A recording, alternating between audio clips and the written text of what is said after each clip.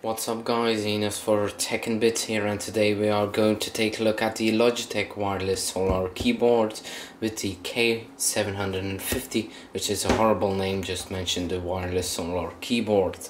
And as it says on the package, it's a solar keyboard, which means no wires, no changing batteries, no hassles.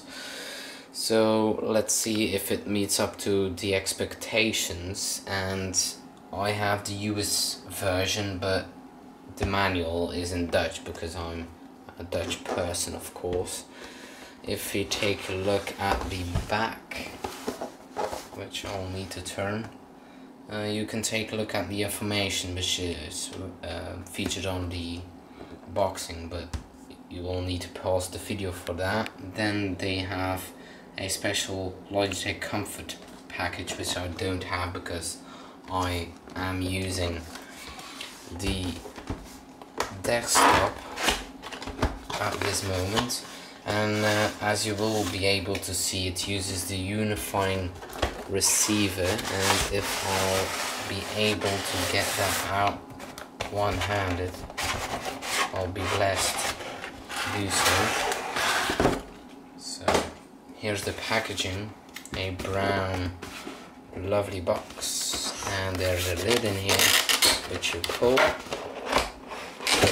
and here it is. Here are some quick instructions.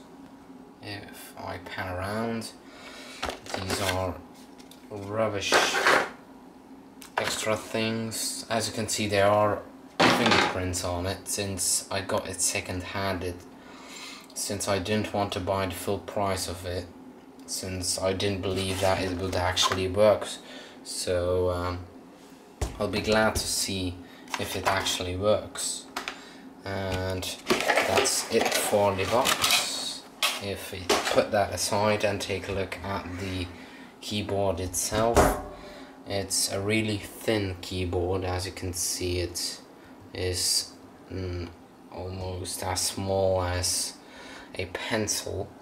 Here is the Logitech unifying receiver. One sad thing though is that it won't be compatible with the Logitech G series, which I'll already have for my mouse. So I'll need to plug that into my computer if I want to use this particular keyboard.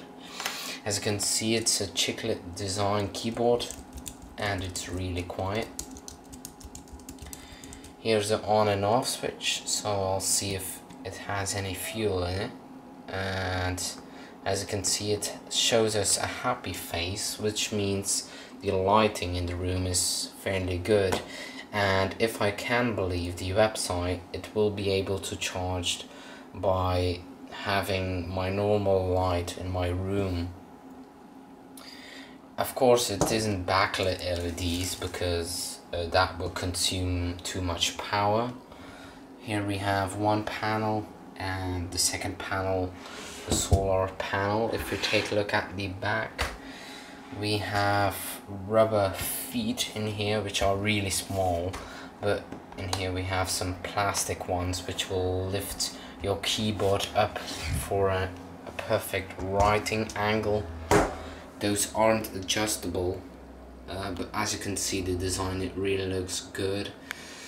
I don't know if it would actually blend with an iMac, but I really like the design actually, besides the fingerprints on it. Of course, it's a fingerprint magnet, and inside of the box also comes a anti-static wiper in order to get dust off, fingerprints off, and debris off.